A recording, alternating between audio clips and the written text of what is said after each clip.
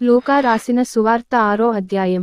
ఒక విశ్రాంతి దినమున ఆయన పంటచేలలోబడి వెళ్ళుచుండగా, ఆయన శిష్యులు వెన్నులు త్రుంచి, చేతులతో నలుపుకొని, తినుచుండిరి.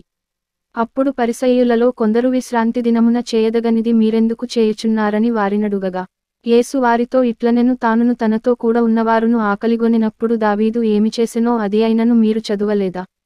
అతడు దేవుని మందిరములో ప్రవేశించి, యాజకులు తప్ప మరి ఎవరును తినకూడని సముఖపు రొట్టెలు తీసుకొని తిని, తనతో కూడా ఉన్నవారికిని ఇచ్చెను గదా అనెను.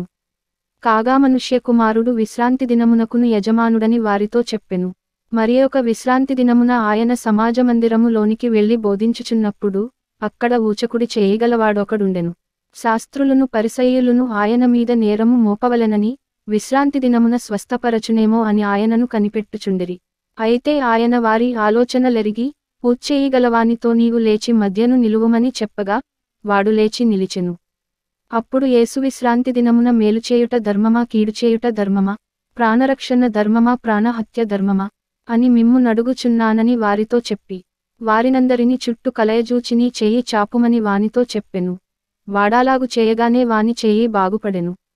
అప్పుడు వారు వెర్రికోపముతో నిండుకుని, యేసును ఏమి చేయుదమా అని ఒకనితోనొకడు మాటలాడుకొనిరి. ఆ దినములయందు ఆయన ప్రార్థన చేయుటకు కొండకు వెళ్లి, దేవుని ప్రార్థించుటయందు రాత్రి గడిపెను. ఉదయమైనప్పుడు ఆయన తన శిష్యులను పిలిచి, వారిలో 12 మందిని ఏర్పరచి, వారికి అపొస్తలులు అను పేరు పెట్టెను. వీరెవరనగా ఆయన ఎవనికి పేతురు అను మారుపేరు పెట్టెనో ఆ సీమోను, అతని సహోదరుడైన అంద్రెయ, యాకోబు, యోహాను, ఫిలిప్పు, బర్తొలొమయి, మత్తయి, తోమా, అల్ఫీ కుమారుడైన యాకోబు, జెలోతే, మతాభిమానియను అనబడిన సీమోను, యాకోబు సహోదరుడైన యూదా, ద్రోహియగు ఇస్కరియోతు యూదా అనువారు. ఆయన వారితో కూడా దిగివచ్చి మైదానమందు నిలిచినప్పుడు ఆయన శిష్యుల గొప్ప సమూహమును, ఆయన బోధ వినుటకును తమ రోగములను కుదుర్చుకొనుటకును యూదయ దేశమంతటి నుండియు, యెరూషలేము నుండియు, తూరు సీదోనను పట్టణముల సముద్ర తీరముల నుండియు వచ్చిన బహుజన సమూహమును, అపవిత్రాత్మలచేత బాధింపబడినవారును వచ్చి స్వస్థత నొందిరి. ప్రభావము ఆయనలో నుండి బయలుదేరి అందరిని స్వస్థపరచుచుండెను గనుక జనసమూహమంతయు ఆయనను ముట్టవలెనని యత్నము చేసెను. అంతటా ఆయన తన శిష్యుల తట్టు పారచూచి ఇట్లనెను బీదలైన మీరు ధన్యులు, దేవుని రాజ్యము మీది. ఇప్పుడు ఆకలిగొనుచున్న మీరు ధన్యులు, మీరు తృప్తిపరచబడుదురు. ఇప్పుడు ఏడ్చుచున్న మీరు ధన్యులు, మీరు నవ్వుదురు. మనుష్య కుమారుని నిమిత్తము మనుష్యులు మిమ్మును ద్వేషించి వెలివేసి నిందించి మీ పేరు చెడ్డదని కొట్టివేయునప్పుడు మీరు ధన్యులు. ఆ దినమందు మీరు సంతోషించి గంతులు వేయుడి. ఇదిగో మీ ఫలము పరలోకమందు గొప్పదై యుండును. వారి పితరులు ప్రవక్తలకు అదే విధముగా చేసిరి. అయ్యో, ధనవంతులారా, మీరు కోరిన ఆదరణ మీరు పొందియున్నారు. అయ్యో, ఇప్పుడు కడుపు నిండియున్న వారలారా, మీరాకలిగొందురు. అయ్యో, ఇప్పుడు నవ్వుచున్నవారలారా, మీరు దుఃఖించి ఏడ్తురు.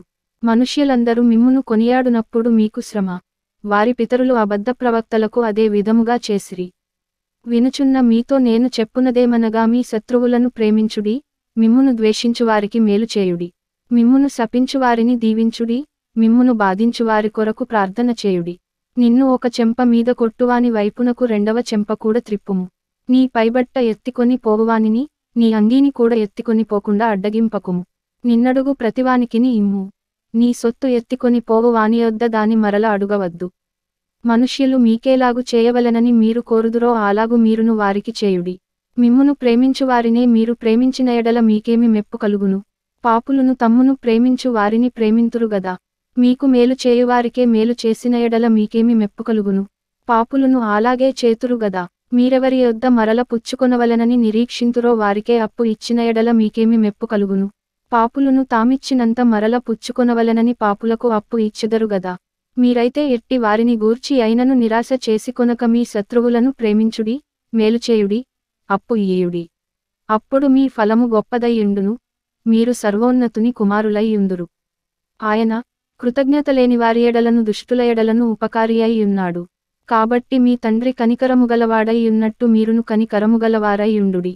తీర్పు తీర్చకుడి, అప్పుడు మిమ్మును గూర్చి తీర్పు తీర్చబడదు. నేరము మోపకుడి, అప్పుడు మీ మీద నేరము మోపబడదు. క్షమించుడి, అప్పుడు మీరు క్షమింపబడుదురు. ఇయ్యుడి, అప్పుడు మీకియ్యబడును. అణచి, కుదిలించి, దిగజారునట్లు నిండుకొలతను మనుష్యులు మీ ఒడిలో కొలుతురు. మీరు ఏ కొలతతో కొలుతురో ఆ కొలతతోనే మీకు మరల కొలువబడునని చెప్పెను. మరియు ఆయన వారితో ఈ ఉపమానము చెప్పెను, గ్రుడ్డివాడు గ్రుడ్డివానికి దారి చూపగలడా? వారిద్దరును గుంటలో పడుదురు గదా. శిష్యుడు తన బోధకుని కంటే అధికుడు కాడు.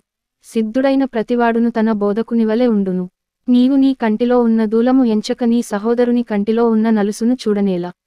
నీ కంటిలో ఉన్న దూలమును చూడక నీ సహోదరునితో, సహోదరుడా, నీ కంటిలో ఉన్న నలుసును తీసివేయనిమ్మని నీవేలాగు చెప్పగలవు?